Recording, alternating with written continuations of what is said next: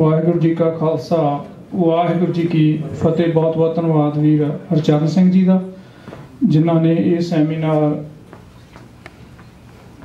करके बहुत उद्यम का काम किया है और बहुता समा खराब ना करते हुए इस सैमीनार शुरू करिए। अपने को अगले बुलारे पहले बुलारे ज्ञानी भाई जसवीर सिंह जी वैनकूवर तो, जिन्हों दी लिखत आप जी वैबसाइटों पर परचियां पढ़ते रहते हो।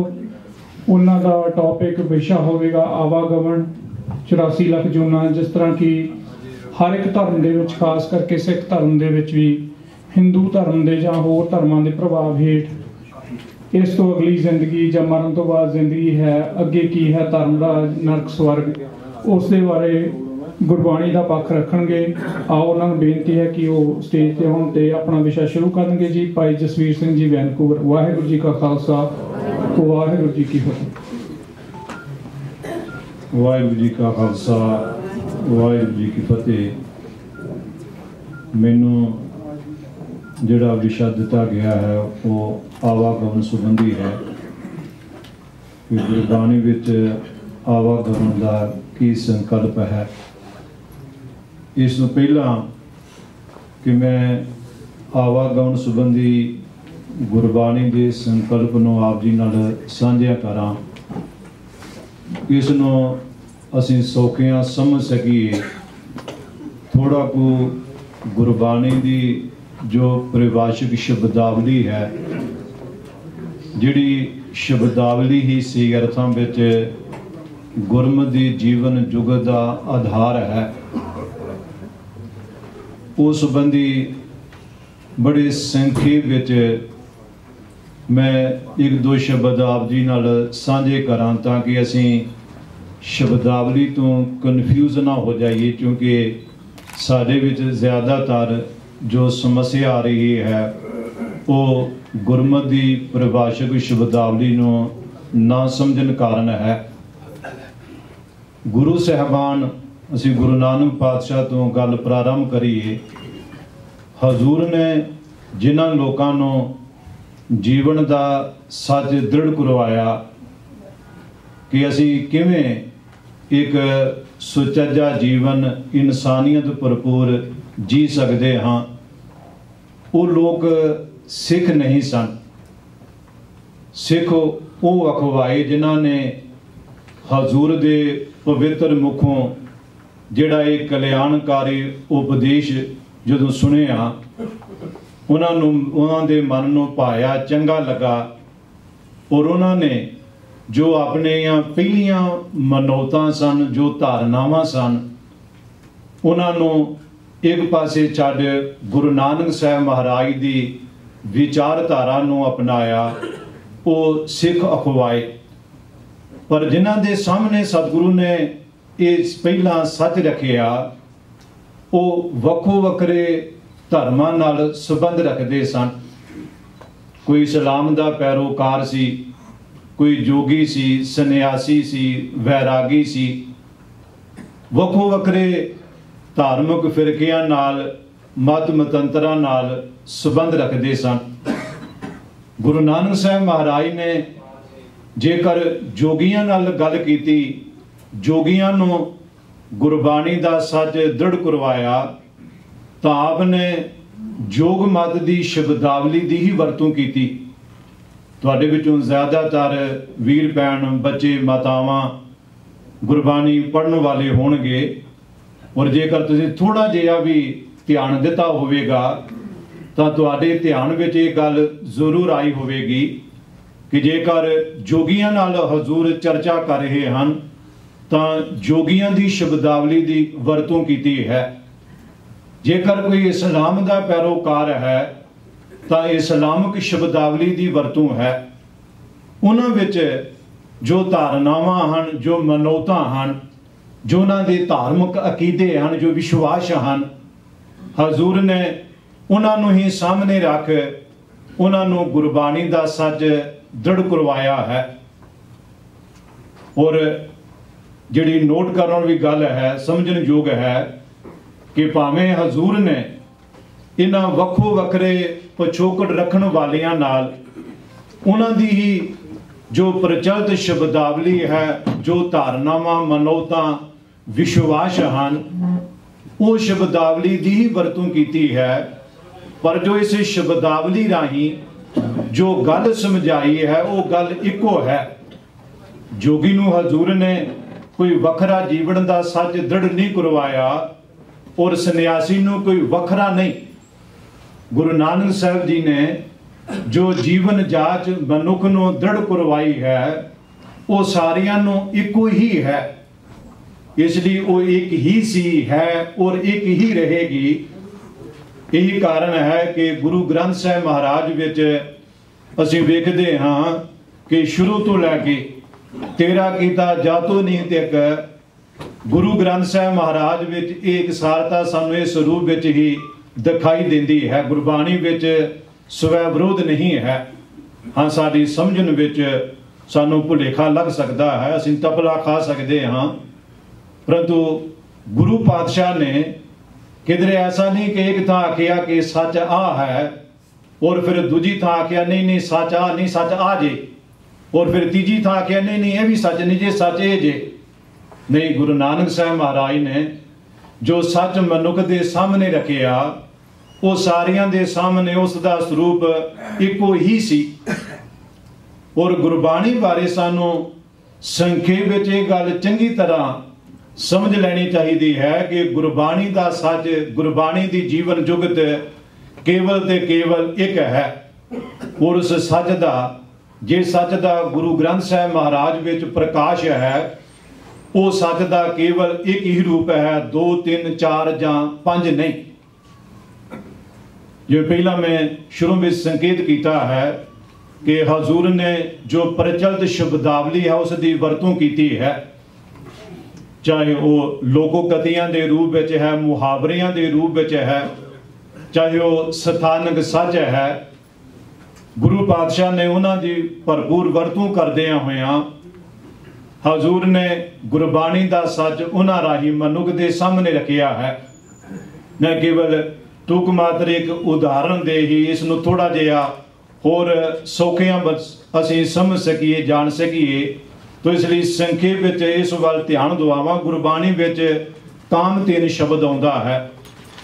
हुण कामतेन गुरमत प्रकाश तो पहला जां अज भी जिन्हां वीरां दा इस विच विश्वास है, उन्हां दा ये मनना है कि जदों खीरे समुद्र नूं रिड़किया गया तो जिहड़े 14 नतर निकले सन उन्हां विचों एक कामतेन गौ भी सी जिहड़े मनुख नूं 36 प्रकार दे पदार्थ देंदी है, मन इच्छित फल देंदी है।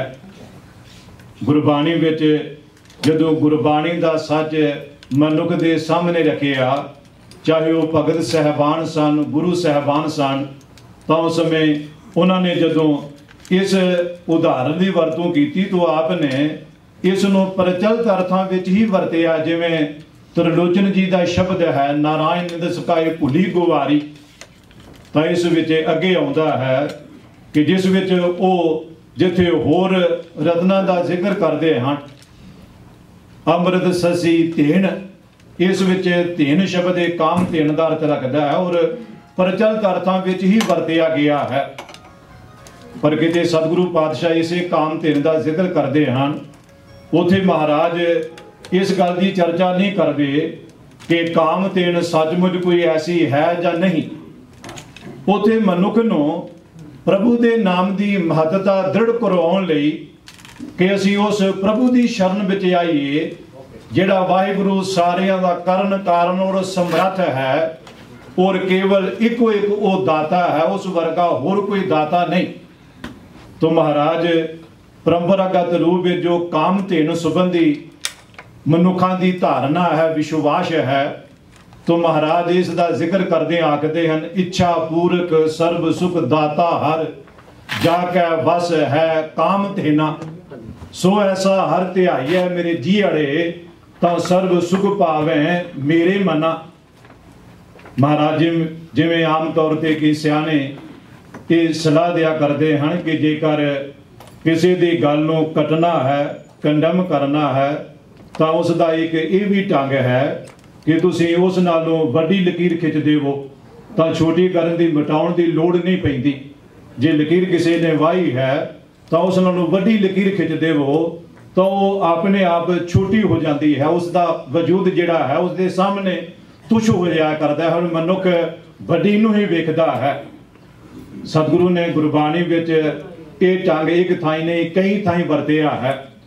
तो इत्थे महाराज प्रभु दे गुणां दी महत्ता दर्शाउण लई कि असीं वाहिगुरु जी दी शरण विच आईए, आखदे हन कि मन तू क्यों नहीं उस प्रभु दी शरण विच आउंदा, उस प्रभु नूं ते आउंदा जिस वाहिगुरु दी शरण विच, जिस दे वस विच ये काम धेन भी है, और काम धेन तां केवल पदारथ दिंदी है।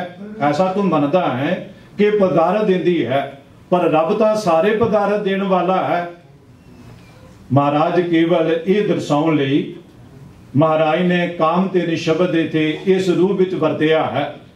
पर जदों हजूर नरोल गुरबाणी दी परिभाषिक शब्दावली दी वरतों करदे हैं, इस काम धेन शब्द दी वरतों करदे हैं कि आया सचमुच कोई ऐसी काम धेन गऊ है कि सचमुच खीरे समुद्र नूं डिड़के हां, कोई ये 14 रतन निकले सन जिन्हां विचों ये काम धेन भी है, जो सचमुच मनुख नूं इहो जिहे पदारथ दिंदी है, मनुख दीआं इच्छावां नूं पूरीआं करन दी समर्था बख्शीदी है।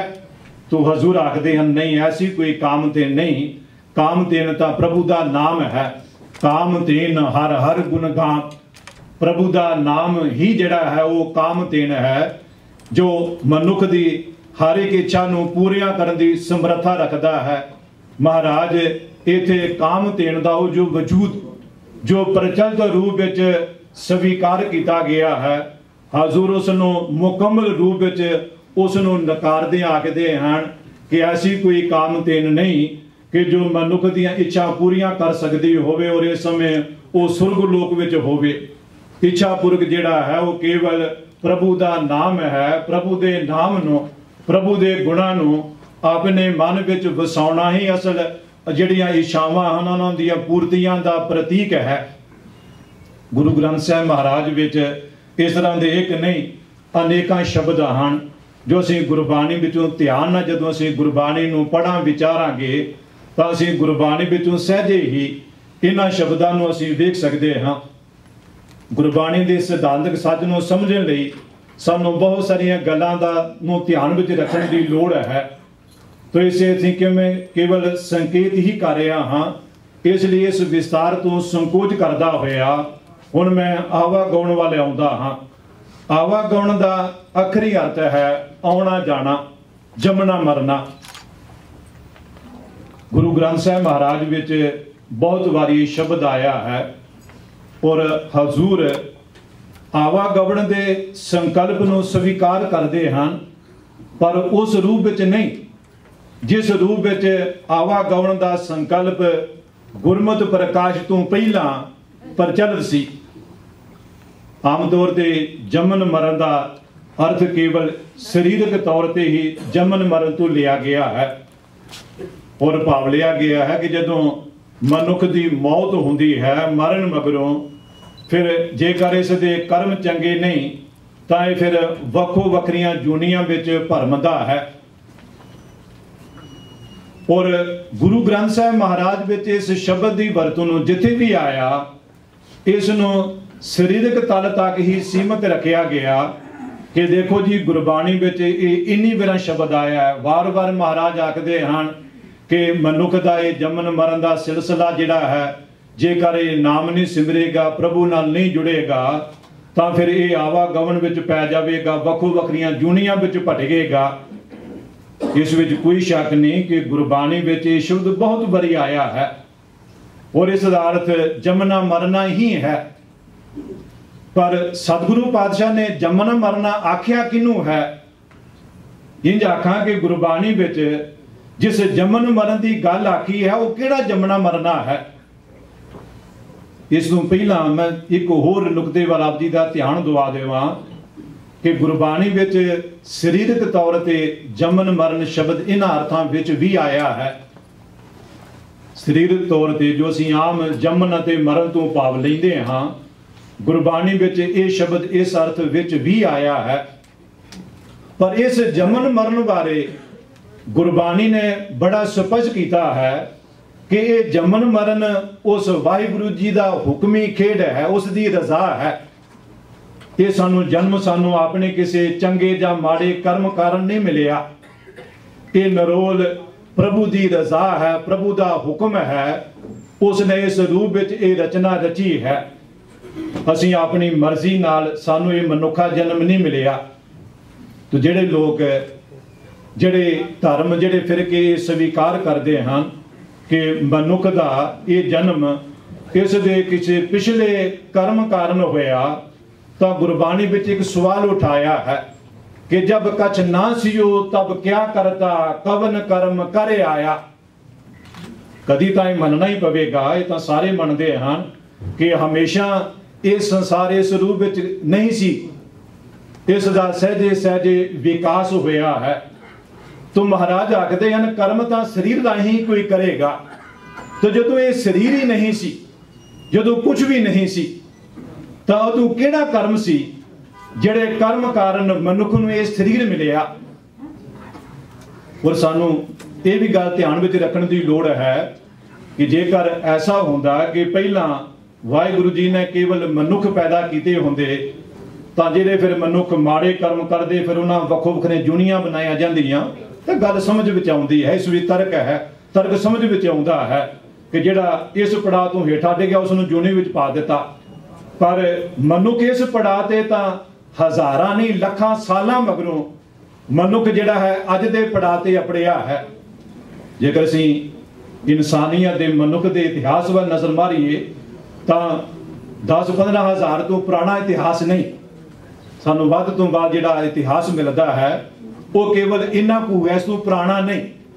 और लखां साल मनुख जिहड़ा है वो जिहड़ा है अपनी होंद नूं बचाउण लई पशु पंछियां तो भी डर के जीवन बसर करता रहा। पर वाहिगुरु जी ने जो इसनूं बुद्धि दी है, जिस रूप में बख्शी है, वो दूसरियां जूनां नूं नहीं दी हुई। सहजे सहजे मनुख ने विकास किया और अज अपने तो किते ज्यादा शक्तिशाली जानवरों नूं भी मनुख ने अपने कुंडे हेठां लै आंदा है। मनुख उन्होंने अपने इशारियां ते तोरिया है। सर्कसां विच असीं वेख सकते हाँ कि शेर शेरा है वो मनुख के इशारियां ते नचन लई मजबूर है। शक्तिशाली हाथी उसका तोरिया होया तुर रहा है। मनुख इस पड़ाव ते अचानक नहीं पहुंचिया, लखां साल लगे हैं मनुख नूं इत्थों तक अपड़न विच। तो मैं बेनती कर रहा सी कि हाँ ऐसा हुंदा कि पहला वाहिगुरु ने केवल इंसान ही बनाए होंदे तो फिर ऐसा इस भी तर्क सी गल फिर भी कोई समझ आउंदी सी कि चलो मनुख ने जदों मनुख जन्म विच आके चंगा कर्म नहीं किया तो फिर उसनों अगले जन्म विच वाहिगुरु जी ने फिर पशु पक्षियां दी जोनियां विच पा दिता। पर ऐसा नहीं, बल्कि असीं वेखदे हाँ ये विकास किवें होया है तां करता ही जाने कि किस तरह ये मुढ़ बजा किवें होया।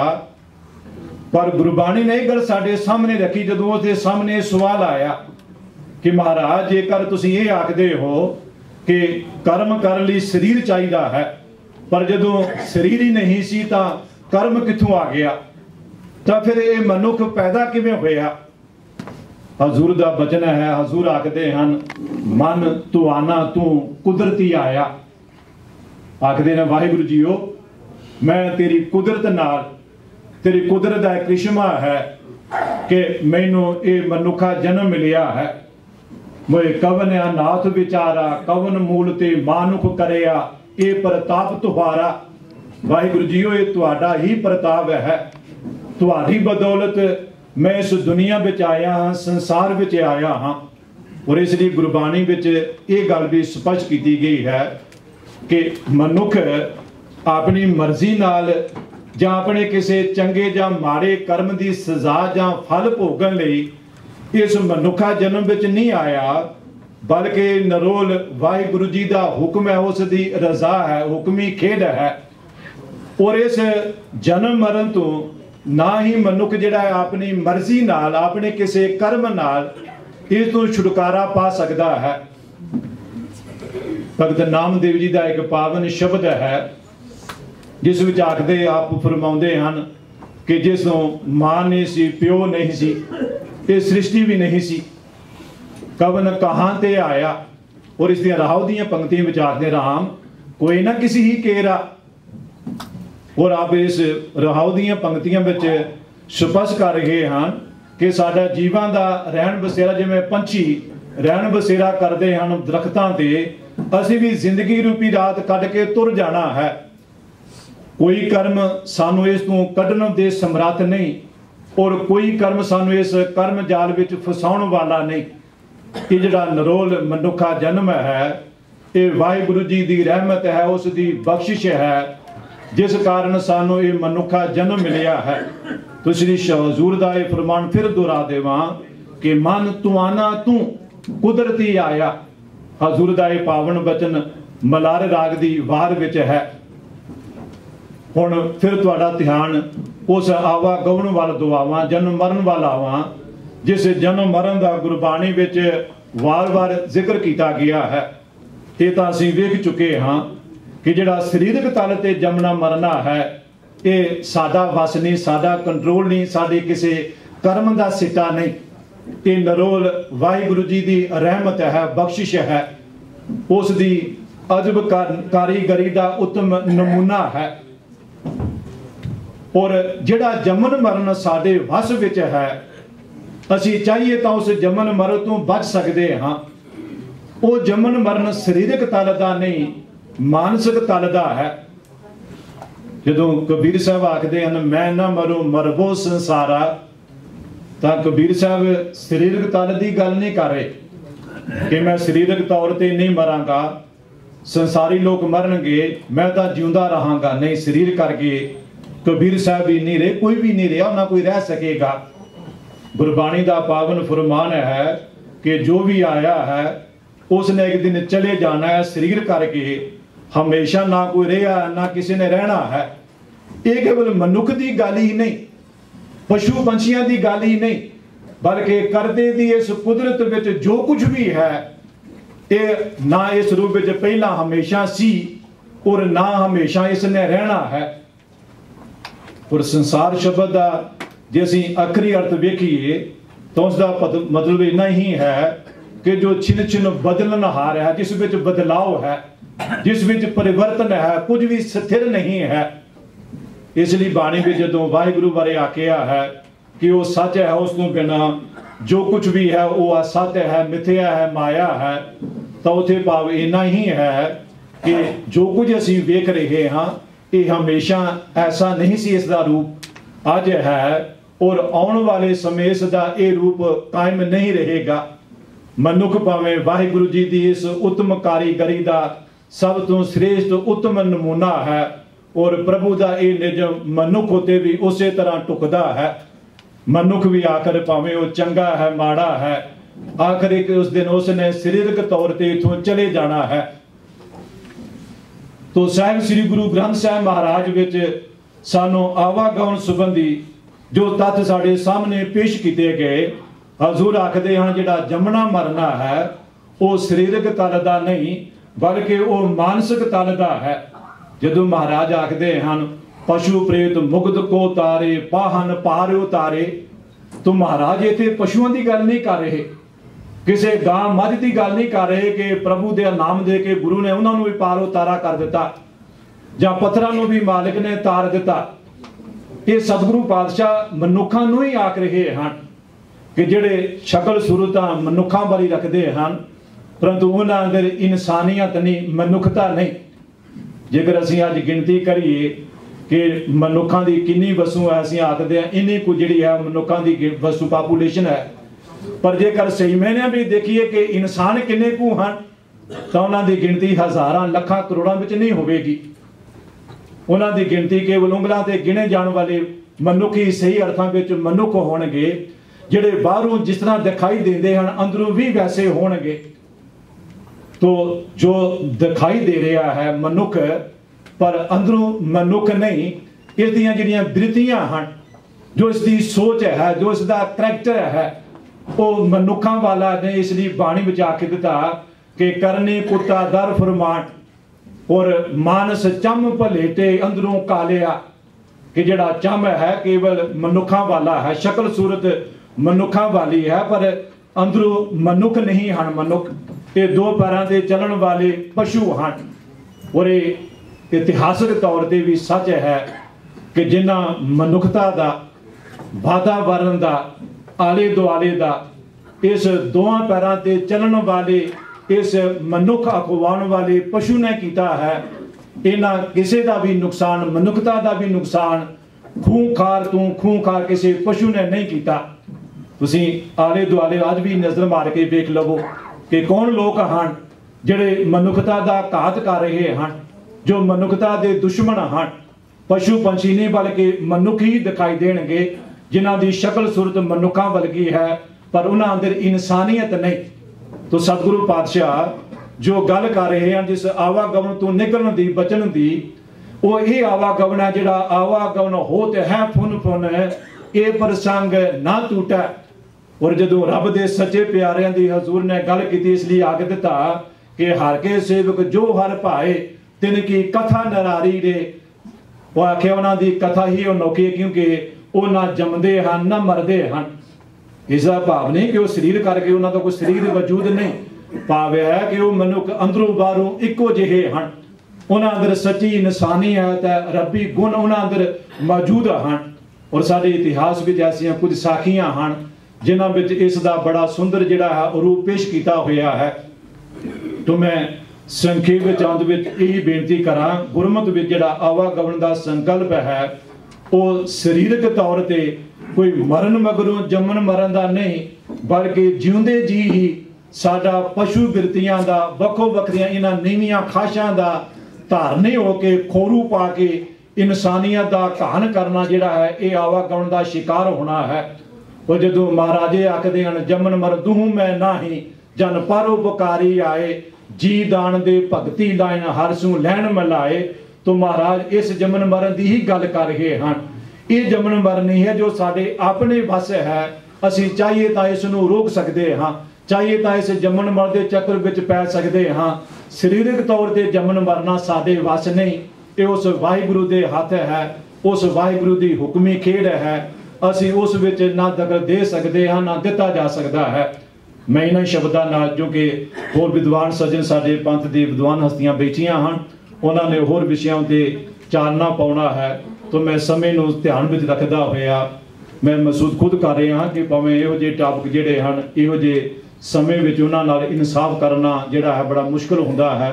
परंतु जो कि क्वेश्चन आंसर का पीरियड है, इसलिए मैं बेनती करांगा जिन्हां वीरां भैणां नूं भी इस संबंधी कोई भी जिहड़ा क्वेश्चन होवेगा वो जरूर ध्यान में लियाउण की कृपालता करन। बालक ने जिन्नी कोई मत दी है उस अनुसार जरूर उत्तर देने की कोशिश करांगा। भुलां चुकां दी खिमा। वाहिगुरू जी का खालसा, वाहिगुरू जी की फतेह। वाहिगुरू जी का खालसा, वाहिगुरू जी की फतेह। जिस टॉपिक संबंधी मैं आप जी नाल संखेप विच विचार साझे कीते सन उस संबंधी जो सीधे डायरैक्ट सवाल उस नाल संबंधित हैं उन्हां दा मैं संखेप विच उत्तर देने का यत्न करांगा। मैं एक वीर जी जां भैन जी वालों सवाल है, हुण वरतै हर नाम ना बीजिओ अगे भुखा क्या खाए, इत्थे अगे तो की भाव है।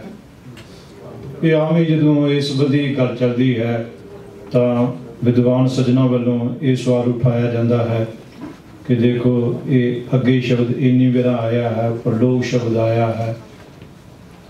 मैं जिवें पहला बोलने समय बेनती की सी कि सानू जिहड़े गुरबाणी के परिभाषिक शब्द हैं सानू उन्होंने ध्यान में रखना की लोड़ है कि गुरबाणी विच इन्हां शब्दों नूं किस भाव विच जिहड़ा है वो गुरु साहिबान ने रिप्रजेंट किया होया है।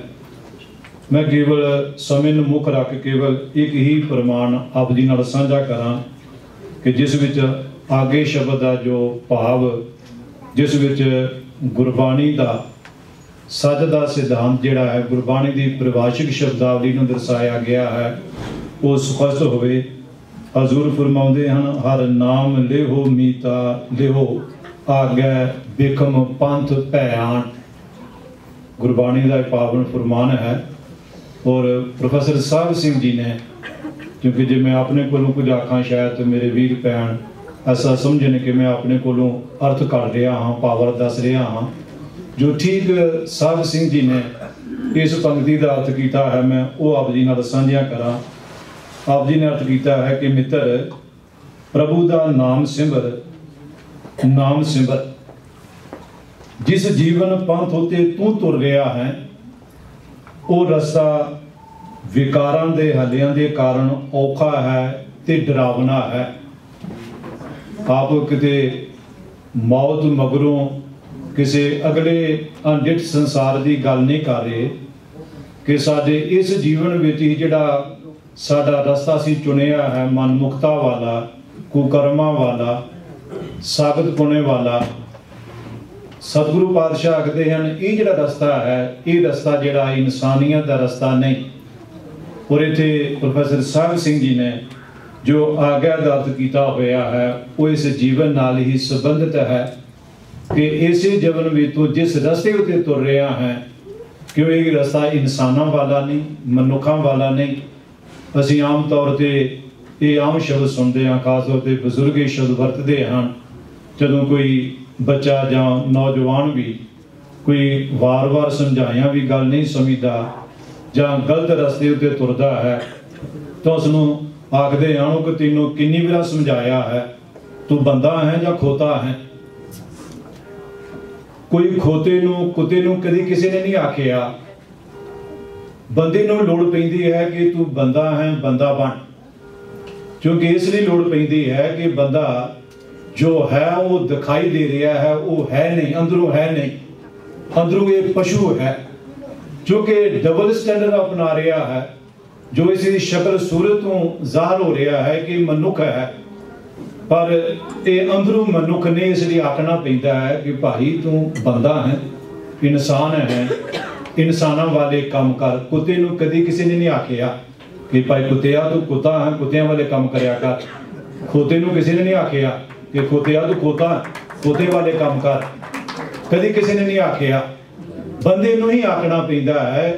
हजूर जदों बाणी विच आखदे हन, इस धरती में तेरी सरदारी, और पहला आखे अवर जो तेरी पनहारी, इस धरती में तेरी सरदारी, इसनूं सारियां दुनिया का सरदार आखिया है। और सरदार की जिम्मेवारी जिहड़ी है वो केवल अपने प्रति ही नहीं, अपने शरीर प्रति ही नहीं, समाज प्रति भी है, आले दुआले प्रति भी है, वातावरण संबंधी भी है, करते दी कुदरत बारे भी है। वाहिगुरु ने सब तो वध जिम्मेवारी मनुख नूं ही सौंपी है, और इसलिए मनुख नूं ही जिम्मेवार ठहराया। बाणी विच जदों कर्म की गल आउंदी है तां उत्थे मनुख नूं ही जिम्मेवार करार दिता है। किसी पशु पंछी नूं नहीं आखिया कि तू गलत काम करेगा तेनों सजा मिलेगी। मेरे वीर भैन ज़्यादातर बाणी पढ़न वाले हैं, किसी प्रमाण भी तुहानूं नहीं मिलेगा कि हजूर ने पशु नूं आखिया होवे कि खोतिया देख जेकर खोतापना करेगा तो तैनूं सजा मिलेगी।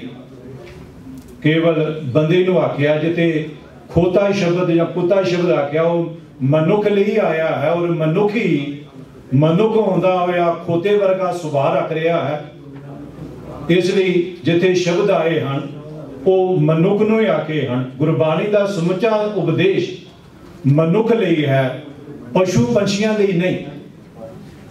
जिन्ना भी उपदेश है गुरबाणी के उपदेश नूं जेकर एक पासे रहन देइए, बाकी भी जो उपदेश है वो मनुख लिए है। मनुख नूं जिहड़ा है वही संबोधन किया गया है। जे मनुख खोता शब्द वरतिया है, कुत्ता शब्द वरतिया है, तो पत्थर शब्द वरतिया है, तो मनुख नूं ही आखिया है। पत्थर की तरन की गल की है तो पत्थर स्टोन नूं नहीं आखिया कि वो तर गया, बल्कि जो कठोर हिरदे वाला निर्दयी मनुख सी उस मनुख बारे ही आखिया कि जदों वो मनुख गुरु की संगत विच आया तो उस मनुख का भी पार उतारा होया। जदों हजूर आखदे हैं मृतक को पायो तन सासा, बिछुरते आन मिलाया, पशु प्रेत मुग्ध पे स्रोते, हर नामा मुख गाया। तो महाराज कोई गावां मंझां की गल कर नहीं कर रहे कि जदों उन्होंने उपदेश सुनिया वो राम नाम जपन लग पईयां, नहीं वो गल मनुखां दी ही गल कर रहे हैं। तो जिहड़ा साडा वर्तमान है, जिस वर्तमान में जदों असीं सच दे रस्ते तो भट के कुराहे पै जांदे हां तो सतगुरु पातशाह सानूं लानत पाउंदे हन, आखदे हन वे मनुखा जन्म बड़ा दुर्लभ है, अमोलक है, तू सारिया दुनिया का सरदार है और इसलिए अपनी जिम्मेवारी को समझ। और जो पहला मैं संगत किया है कि रब ने मनुख को केवल अपने शरीर तक नहीं सीमित रखिया, समाज वातावरण गल की हर चीज जी हर शह है मनुख की जिम्मेवारी है उसकी संभाल करना, चाहे वो वातावरण है, चाहे कोई कुदरत नाल संबंधित होर कोई शह है, चाहे वो पानी का मसला है। सतगुरु पातशाह ने मनुख को हर पक्षों सुचेत करदे हुए अपनी जिम्मेवारी का एहसास कराया है। इसलिए अगे का भाव केवल ये नहीं जो आम प्रचलित है, असी जिथे भी शब्द आते हैं असी हमेशा उन्होंने, क्योंकि वो पुरातन जी अख है जी ब्राह्मणिज्म नाल पूरी तरह ओत-पोत है, असी गुरबाणी उस झरोखे विचों वेखदे हाँ। इसलिए असी आम तौर पर जो ये शब्द आते हैं तो असी इन्हां दा संबंध असी उही जोड़ने संबंधित कर लेंदे हैं जो प्रचलित है। गुरबाणी विच बहुत सारे शब्द वरते हैं। दुख सुख की ही गल कर लीए, दुख सब गुरु ग्रंथ साहिब महाराज ने दुख किनू आखिया सुख किनू आखिया है, ये सानू गुरबाणी विचों परिभाषा देखने की लोड़ है। असी दुख शब्द देख लिया, सुख शब्द समझ लिया, और जिते भी दुख शब्द देखिया सारा जो दुख दा सारिया डिक्शनरियां विच कोशां विच जो दुख की डेफिनीशन है असी वही गुरबाणी उत्ते टुका लेंदे हाँ। पर गुरबाणी विच दुख की जो परिभाषा है वो सानू कोशां विच नहीं मिलती, सानू डिक्शनरियां विच वो जिहड़ी परिभाषा है वो नहीं मिलेगी। मैं केवल टूक मात्र एक सुख संबंधी जो परिभाषा है हजूर की वो आप जी नाल साझी करा ताकि असी जो कि सवाल ज़्यादातर इन्हां गल्लां नाल ही संबंधित हैं तो असी इस पक्ष नूं वेख सकीए। हजूर आखदे हैं सतगुरु नूं मिलिया मनुख नूं सुख मिलता है। किहो जिहा सुख मिलता है, हजूर फिर उस सुख बारे दसदे हैं कि सुख है यह विवेक है कि जिहड़ा सुख गुरु कोल मिलता है वो सुख की पहचान ये है, उस सुख का रूप ये है अंतर निर्मल होए अज्ञान का भ्रम कटिए ज्ञान प्राप्त होए नानक एको रब रहा जहां देखा तहां सोए। ये सुख है, सुख का स्वरूप है गुरु ग्रंथ साहिब महाराज विच। और इसी तरह जिहड़ा दुख है, दुख की गुरु ग्रंथ साहिब महाराज जो परिभाषा है सानू वो समझण की लोड़ है। जिहड़े आम जो असी कष्ट आउंदे हैं मुश्किलां प्रॉब्लम्स असी इन्हां नूं दुख आखदे हाँ। जेकर यही दुख होंदे तां जिन्हां ने सुख की गल कीती है कि रब की शरण आउण नाल मनुख नूं सुख मिलदे हैं तां गुरु अर्जन साहिब महाराज की उदाहरण लै लईए। जिन्हें कष्ट गुरु अर्जन साहिब महाराज नूं आए हैं असी तां कल्पना भी नहीं कर सकते। हजूर नूं हर कदम ते मुश्किल का सामना करना पैंदा है। गुरु कियां दा जीवन इसका प्रतੱਖ उदाहरण है। जिन्हां नूं रंबी जिन्हां नूं चरखड़ियां ते चाढ़े गया, जिन्हां दे बंद बंद कटे गए, चरखड़ियां ते चाढ़े गए, जिन्हां नूं होर अकै असै तसीहे दिते गए, वो कोई साधारण पापी मनुख नहीं सन। परंतु उन्होंने कभी जुबान ते शब्द भुल के भी नहीं लिया कि सानू ये दुख मिल रहे हैं, सानू तती वाह लग जाए, बुखार चढ़ जाए, 4 दिन नितनेम करके कहीं ने हाथ हो गई इन्हें चिर नितनेम करदे हो गया, मैनू भी बुखार चढ़ गया, मेरी भी नौकरी छुट गई, मैनू भी नौकरी नहीं मिल रही। सानू गुरबाणी में जो सतगुरु ने सानू जीवन जुगत समझाई है, सानू वो समझ की लोड़ है कि गुरबाणी में जो दुख आख्या किनू है, सुख आख्या किनू है। जेकर असी गुरबाणी विचों दुख सुख की परिभाषा समझ के अपना लवांगे तो फिर सानू लखां मारू झखड़ झुलन असी डावां डोल नहीं होवांगे। जिन्हां दे असी सोहले गाउने हाँ, जिन्हां नूं अरदास विच जिन्हां नूं चेते करदे हाँ, जिन्हां दी कमाई का ध्यान करके वाहिगुरू बोलदे हाँ, उन्हां दा जो पवित्र जीवन है उस जीवन वाल निगाह मार के वेखिए कि उन्हां दी ज़बान ते कदी शिकवा नहीं आया, गिला नहीं कीता कि सानू इस दे बदले आ मिलिया। अज तां जेकर माड़ी जी किते भीड़ पै जाए असीं फड़ कहते आदो कि सिख बनन दा आ लाभ है, असीं सिक्की इलाकिਆਂ ਦੇ आओ गए सिक्की तो की लेना जेकर इहो जी मुसीबतां आउण। मैनूं याद है 84 विखे जदों साखा वापरिया तां कईयां ने इस बखों आखण लगे हद हो गई जी, सिख बन के इहो जी बेइज्जती कराउणी है, इहो जिहा अपमान कराउणा है, प्रॉपर्टी गवाउणी है, तो इस नाल दोवें ही चंगे हाँ।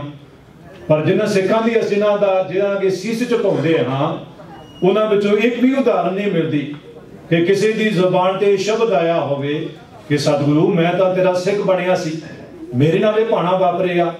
मावां दी गोद विचों बच्चे कोह के उन्हां दे सामने कोह के मार दिते गए, उन्होंने टोटे टोटे करके हार परो के उन्होंने गलों में पाए गए, पर ऐसे हद में किसी मां के शब्द मूँह ये शब्द नहीं निकले आ कि दातिया मैं तो तेरी सिक्खी कमाई सी, सिख बनी सी, बच्चा सिख बनाया सी, और मैनू ये सजा, मैनू किहड़े कर्मां की सजा मिली। साडे इतिहास में भावें बहुत मिलावट है, परंतु इतिहास एक भी उदाहरण पेश नहीं करता कि किसी मां की जबान विचों ये शब्द निकलिया होवे कि दातिया मैनू किहड़े कर्मां की सजा मिली।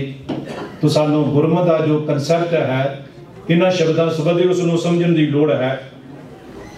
दूजा सवाल है, कई जन्म पे कीट पतंगा और नाल ही अंधकार जो लक्ष्मी सिमर है, कि इन्हां शब्दां विच पिछले जन्म ते अगले जन्म का जिक्र नहीं, इन्हां शब्दां विच इस गल का जिक्र नहीं कि कट्ठे एक वीर जां भैन जी वालों सवाल हैं।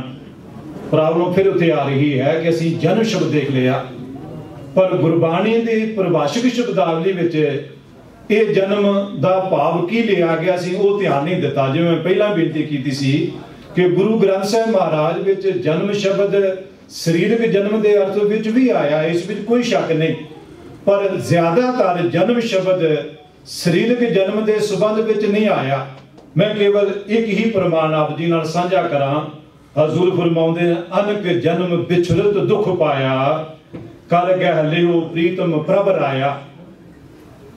अनक जन्म बिछड़त जन्म शब्द वरते आख्या, अनक जन्म बिछड़त वाहिगुरु जी अनेका जन्म तेथों बिछड़ के दुख पाया है। मैं अर्थ फिर प्रोफैसर साहब सिंह जी ने जो कीते हैं वही आप जी के ध्यान में लिया रहा, उन्होंने अर्थ कीते हैं, हे वाहिगुरु, हे प्रभु राय, हे प्रीतम, तेथों बिछड़ के अनेका जूना विच भटक भटक मैं दुख सहारिया है, हुण तो मेरा हाथ फड़ लै। जन्म तो भाव जूना तो है, और जूना जिसका हजूर आखते हैं, उदम करें अनेक हर नाम न गावहीं, पर मैं जन्मे असंख। असीं 84 लाख जूना की गल करते हैं कि गुरबाणी में बार बार 84 लाख शब्द वरतिया है, पर हजूर इत्थे आखते ना असंख शब्द वरतते हैं। हजूर गिनती में दसदे गिनती ही कोई नहीं कि मनुख किन्नियां कु जूना विच भटकदा रहिंदा है। पशु पंखी हजूर आखदे ने पशु पंखी तरवर गणत कछु ना आवे, कोई गिनती मिनती नहीं। मनुख जिहड़ा है वो किन्नी कु वेरा जिहड़ा है वो भटक रहा है। और सवाल पैदा हो सकता है कि भटकना हो सकता है ये अगले जन्म की होवे, दुनिया की होवे। हजूर का एक होर फरमान आप जी ध्यान में लियावां तां असीं इस नूं होर सौखियां समझ सकांगे। हजूर आखदे हैं भाग इन सतगुरु नहीं पाया, मनमुख गर्भ जुनी नित पाउंदा जियो। जो मनमुख है रब नालों टुटा होया है वो नित गर्भ दियां जुना जुनिया विच पै रहा है। पतरपुर ढेन चढ़ियंग नह जड़ियंग पेड़ संपता, नाम बिहुन बिखमता नानक बहान जोन बासरो रहनी। दिन रात जोना विच भटक रहा है। ये हजूर किसी अगले जन्म की गल नहीं कर रहे, वर्तमान की गल ही कर रहे हैं। और हजूर जदों ये गल फरमाउंदे हैं कि सानू जदों असीं गुरु की मत लैंदे हाँ, गुरु के घर जन्मदे हाँ, तो सतगुरु आखदे सतगुरु क्या जन्म है गबन मिटाया।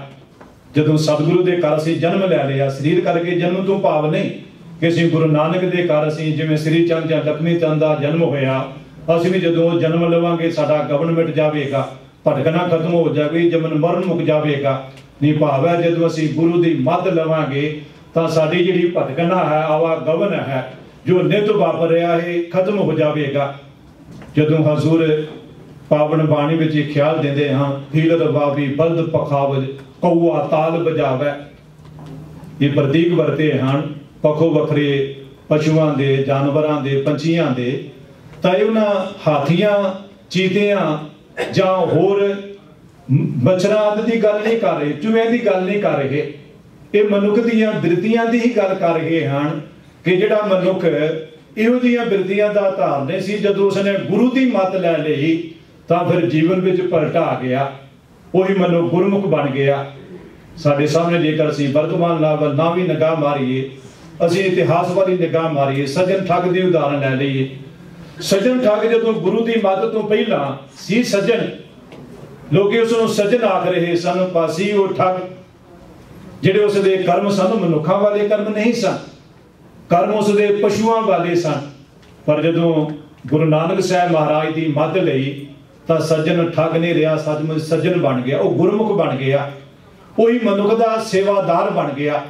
उसने समाज सुधार ली, मनुखता ली फिर अपना जीवन समर्पण कर दिता। तो ये जी साडी बिरती जो बदल जाती है, ये साडा इस आवागमन तो साडा छुटकारा होंदा है।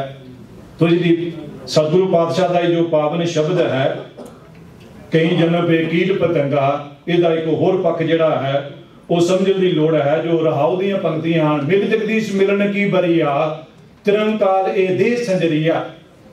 जिवें असीं पहला मैं बेनती कर चुका हाँ कि गुरबाणी का जो महान सिद्धांतक सच है, जिन्हां लोकां नाल साझा कीता गया, जिन्हां दी बहुतात है, जिन्हां विच कथा कहानियां प्रचलित हैं, जिन्हां दे विच मनोतां प्रचलित हैं, महाराज ने उन्हां दे ही विश्वासां नूं सामने रख हजूर ने उन्हां नूं उपदेश कीता है। तो हजूर इत्थे दस रहे हैं, मनुखा जन्म बड़ा दुर्लभ है, ये बारंबार नहीं मिलता। और गुरबाणी विच एक भी मेरे वीर भैन बहुत सारे इत्थे गुरबाणी पढ़न वाले विद्वान सज्जन बैठे हैं, एक पंक्ति पेश कर देन जिहदे विच ये आया होवे कि तुहानूं अगला जन्म मिलेगा। तो दूजा शब्द सीगा अंधकार जो लक्ष्मी सिमरै, ये शब्द दियां रहाऊ दियां पंक्तियां, हरि भाई गोबिंद नाम मत विसरै, कि भाई मदा गोबिंद का नाम भुल जाए। जिहड़ा मनुख अखीले समय चाहे कि मैं रब का नाम लै लवां, मनुख लई संभव नहीं। जेकर असीं प्रचलित अर्थ इन्हां शब्दां दा लै लईए जो प्रोफैसर साहब सिंह जी होरां ने कीता है, तो उन्होंने साडे सामने बड़ी सुंदर इसकी व्याख्या की हुई है कि जिहड़ा सिद्धांत है सदाया जा रहा, सच दर्शाया जा रहा, वो ये है कि गोबिंद का नाम सानू कभी भी ना भुले।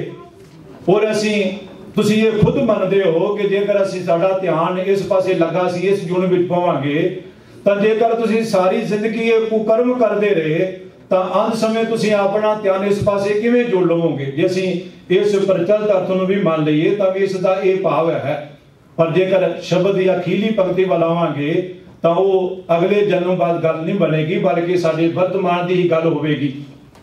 तो इसलिए सानू शब्द वेख के कि जन्म शब्द आया है और जून शब्द आया है, सानू ये निर्णय नहीं लैण की लोड़, बल्कि गुरबाणी में जो देखिए कि सतगुरु पातशाह किन्हां जुनां की गल कर रहे हैं। जिहड़ा उद्यम करे आ नेक हर नाम ना गावे ही, वीर जी का एक सवाल सी कि शुरू में पंदा नूं संसार गर्भ अटिया शब्द वरतिया है, पर जेकर वो अगे ध्यान देन कि अगे विरध अवस्था की गल की है, जो तर्क पेश कर रहे हैं उन्होंने दा अपना तर्क ही जिहड़ा वो कटिया जा रहा है। तो अगलियां पंक्तियां वाले सवाल वाला आवां जो शब्द वरतिया गया है, सवाल है कि आवागुण कर्म सिद्धांत नाल संबंधित है या नहीं तां किवें। इस वक्त मैं नहीं बेनती करा कि कर्म सिद्धांत जो असीं गल करते हाँ तो साडा ध्यान जो ब्रह्मनिज़म ने साडे सामने कर्म फलसफा रखिया है, साडा उस वाल ध्यान चला जाता है। और उन्हां दी अपनी कर्म की थ्योरी है, उन्हां नूं मुबारक है। पर मैं इन्नी ही बेनती करा, गुरु ग्रंथ साहिब महाराज विच जो प्रचलित कर्म थ्योरी है, कर्म सिद्धांत है, उसनूं उस रूप विच नहीं मन्निया गया। गुरबाणी ने ये साडे सामने सच रखिया है कि कुदरत का जो विधान है वो सारियां लई इक्को जिहा है। कोई वितकरा नहीं करता कि कोई हिंदू है या मुसलमान है या सिख है या क्रिश्चन है, कोई नहीं देखता कि गरीब है या अमीर है। कर्म सिद्धांत यूनिवर्सल सिद्धांत नहीं है। पानी जे 100 डिग्री ते गर्म होता है, भाप बनता है, भावें कोई इंडिया में गर्म करे, भावें कैनेडा में गर्म करे, एको ही फार्मूला है। ऐसा नहीं कि इंडिया में गर्म करे तो डिग्री घट वध होगी और कैनेडा भी करे तो मात्रा घट वध जाएगी, या हिंदू जिहड़ा है वो गर्म करे तो ज़्यादा टाइम लगेगा और सिख करे तो घट लगेगा। ऐसा नहीं, कुदरत का जिहड़ा विधान है, जो कुदरत का है वो यूनिवर्सल है, वो सारियां लई इक्को जिहा है। कर्म सिद्धांत यूनिवर्सल नहीं है। साडे कोल समा नहीं कि असीं इस संबंधी विस्तार से चर्चा कर सकीए, क्योंकि जो सवाल रिलेटेड से नाल कि कर्म सिद्धांत नाल संबंधित है या नहीं। हाँ, जिहड़ा गुरमत का कर्म सिद्धांत है, जेकर असीं उस नूं ध्यान विच रखीए तां आवागमन नाल कर्म सिद्धांत संबंधित है। पर यह आवागमन जन्म इस शरीर मगरू नहीं, बल्कि साडे वर्तमान नाल है। जेकर साडे कर्म चंगे नहीं, साडी सोच चंगी नहीं, ਤਾਂ ਸਾਡਾ ਇਹ ਕਰਮ ਸਾਨੂੰ ਪ੍ਰਭਾਵਿਤ ਕਰੇਗਾ। ਅਸੀਂ ਮਨੁੱਖ ਹੁੰਦੇ ਹੋਏ ਮਨੁੱਖ ਨਹੀਂ ਰਹਾਂਗੇ, ਅਸੀਂ ਪਸ਼ੂ ਹੋਵਾਂਗੇ। ਔਰ ਦੁਨੀਆ ਵਿੱਚ ਜ਼ਿਆਦਾਤਰ ਮਨੁੱਖ ਅਖਵਾਉਣ ਵਾਲੇ ਪਸ਼ੂਆਂ ਤੋਂ ਵੀ ਵੱਧਦਾ ਰਹਾਂਗੇ। ਮੈਂ ਪਹਿਲਾਂ ਵੀ ਬੇਨਤੀ ਕੀਤੀ ਸੀ ਕਿ ਹਰ ਪੱਖੋਂ ਜਿਨ੍ਹਾਂ ਮਨੁੱਖ ਅਖਵਾਉਣ ਵਾਲੇ ਨੇ, ਚਾਹੇ ਉਹ ਕੁਦਰਤ ਨਾਲ ਖਿਲਵਾੜ ਦੀ ਗੱਲ ਹੈ, ਚਾਹੇ ਉਹ ਮਨੁੱਖਤਾ ਦਾ ਘਾਤਕ ਦੀ ਗੱਲ ਹੈ, ਜਿਨ੍ਹਾਂ ਨੁਕਸਾਨ ਇਸ ਇਨਸਾਨ ਦਿਖਣ ਵਾਲੇ ਪਸ਼ੂ ਨੇ ਕੀਤਾ ਹੈ, ਇਹਨਾਂ ਕਿਸੇ ਖੂੰਖਾਰ ਤੋਂ ਖੂੰਖਾਰ ਪਸ਼ੂ ਨੇ ਵੀ ਇਨਸਾਨੀਅਤ ਦਾ ਜਾਂ ਵਾਤਾਵਰਨ ਦਾ ਨੁਕਸਾਨ ਨਹੀਂ ਕੀਤਾ। ਤੋ ਜਿਹੜਾ ਆਵਾਗਮਨ ਜਿਹੜਾ ਪ੍ਰਭਾਵਿਤ ਕਰਦਾ ਹੈ ਸਾਡਾ ਕਰਮ, ਉਹ ਸਾਡੇ ਇਸ ਆਵਾਗਮਨ ਨੂੰ ਪ੍ਰਭਾਵਿਤ ਕਰਦਾ ਹੈ। ਦੂਸਰਾ ਸਵਾਲ ਸੀ ਕਿ ਤੁਸੀਂ ਕਿਹਾ ਵਿਕਾਸ ਸਹਿਜੇ ਸਹਿਜੇ ਹੋਇਆ, ਫਿਰ ਇੱਕੋ ਕੁਵਾਵ ਦਾ ਕੀ ਅਰਥ ਹੈ? ਇੱਕੋ ਕੁਵਾਵ ਦਾ ਇਹ ਭਾਵ ਨਹੀਂ ਕਿ ਵਾਹਿਗੁਰੂ ਨੇ ਆਖਿਆ ਕੁਵਾਵ ਆਖਿਆ ਤਾਂ ਸਭ ਬੰਦੇ ਬਣ ਗਏ, ਜੂਨਾ ਬਣ ਗਈਆਂ, ਬਲਕਿ ਭਾਵ ਹੈ ਹੁਕਮ ਤੋਂ, ਵਾਹਿਗੁਰੂ ਜੀ ਦੇ ਹੁਕਮ ਨਾਲ, ਵਾਹਿਗੁਰੂ ਦੀ ਰਜ਼ਾ ਵਿੱਚ, ਉਸ ਦੇ ਭਾਣੇ ਵਿੱਚ ਇਹ ਸਭ ਕੁਝ ਜਿਹੜਾ ਹੈ ਉਸ ਦਾ ਇਹ ਰਚਿਆ ਹੋਇਆ ਖੇਲ ਹੋਂਦ ਵਿੱਚ ਆਇਆ ਹੈ। ਔਰ ਅੱਜ ਦਾ ਵਿਗਿਆਨਕ ਯੁੱਗ ਵਿੱਚ ਸਾਡੇ ਪਾਸ ਤੱਥ ਹਨ ਕਿ ਕਿਵੇਂ ਸਹਿਜੇ ਸਹਿਜੇ ਮਨੁੱਖ ਇਸ ਪੜਾਅ ਤੱਕ ਅਪੜਿਆ ਹੈ, ਮਨੁੱਖ ਨੇ ਕਿੰਨੀ ਤਰੱਕੀ ਕੀਤੀ ਹੈ ਬੌਧਿਕ ਤਲ ਤੇ। ਤੋ ਇਸ ਲਈ ਕੁਵਾਵ ਦਾ ਭਾਵ ਇਹ ਨਹੀਂ ਬਾਣੀ ਵਿੱਚ ਕਿ ਕੁਵਾਵ ਸ਼ਬਦ ਆਖਿਆ ਔਰ ਪਸ਼ੂ ਬਣ ਗਏ, ਮੱਝਾਂ ਚਰਨ ਲੱਗ ਪਈਆਂ, ਬੰਦੇ ਦੌੜਨ ਫਿਰਨ ਲੱਗ ਪਏ, ਦਰਿਆ ਬਣ ਗਏ, ਐਸਾ ਨਹੀਂ। ਭਾਵ ਹੈ ਵਾਹਿਗੁਰੂ ਜੀ ਦੇ ਹੁਕਮ ਤੋਂ, ਉਸ ਦੀ ਰਜ਼ਾ ਤੋਂ